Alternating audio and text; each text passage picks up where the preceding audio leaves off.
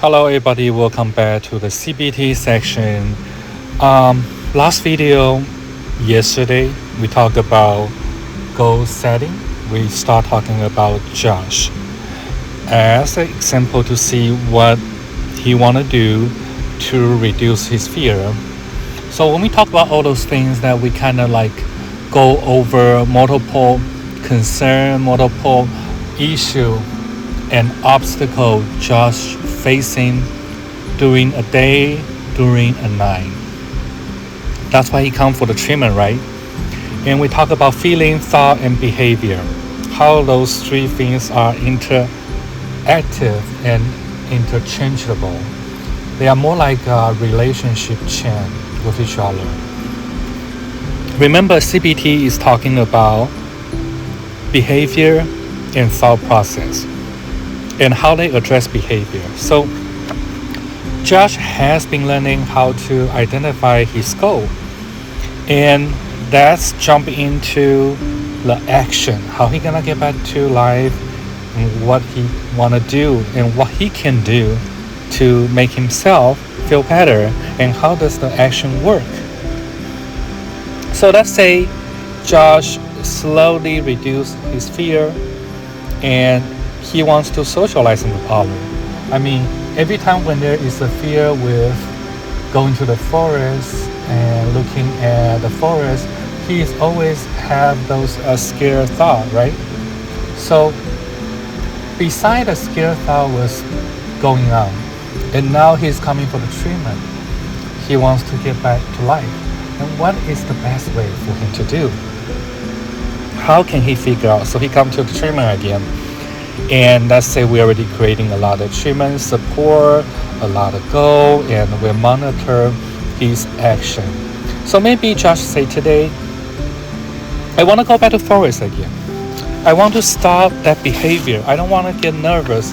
I don't want to feel depressed. I don't want this interfere with my life. I want to help myself go there. Because every time when I start going over there or going somewhere that resemble what happened to me during the past, I feel scared and I cannot socialize with people, and I feel really bad about things. So what can he do at this moment? And you think it's about making choices. So there is a certain things calling the path of a resistance that a person or everybody has to face. So if the path going toward to that goal or to that treatment has been interfering because of the fear, stressful. So I'm pretty sure Josh is not just afraid of the forest. Josh today also talked about identify he has social phobia. So those social phobia can be going on for the rest of his life. So what should we help Josh here is to trying to make some choices for Josh. Let's say we ask Josh to accept some of the social gathering. We're creating some of the social event for Josh. We can use a lot of motivation and incentive. We say like Josh's favorite item is, let's say, cookies. And we provide some sort of cookie at the gathering section.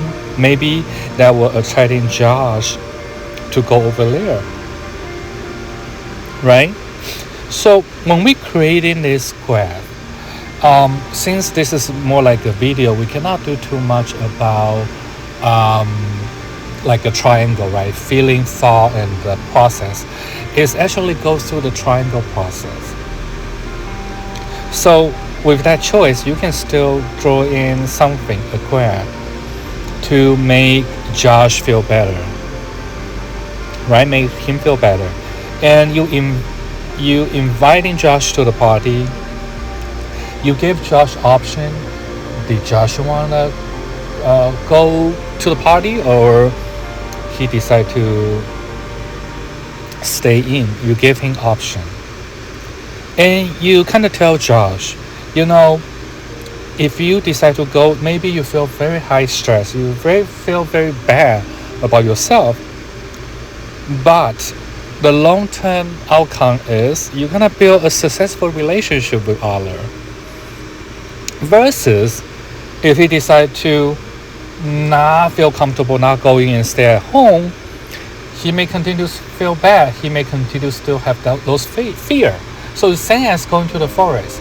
So if he is afraid of going to the forest, you give him some kind of motivation. You can tell him, hey, you can continue avoiding going to the forest, but the long-term impact is you still have your fear, and it's gonna be interrupt with your relationship with other people, or multiple issues that can happen to you. So what would you like to do? And that's something that he need to think about, right? You can give Josh some reward.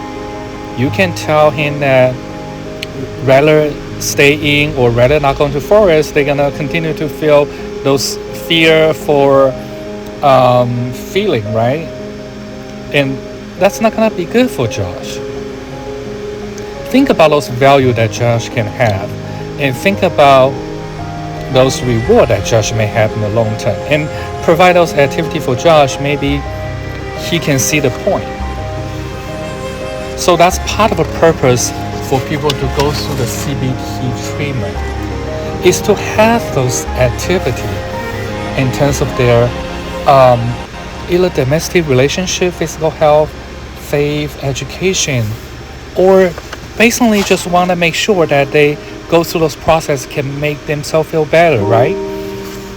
I remember when my career, I have people telling me that we should treat everybody equally, and I just want to jump into this subject because we see so many different clients, and it's important to have those treatment with equally with different clients you face on your daily basis, because that's very important. I just want to stress out on that. I remember one of my people doing the training tell me all those things, and I think that's very important. And also remember, tell your client if they want to continue to stay healthy, they need to smile at other people, because when you smile, the world will smile back to you. But if you feel sad, nobody want to be sad with you. All right? Okay, we'll see everybody at the next video.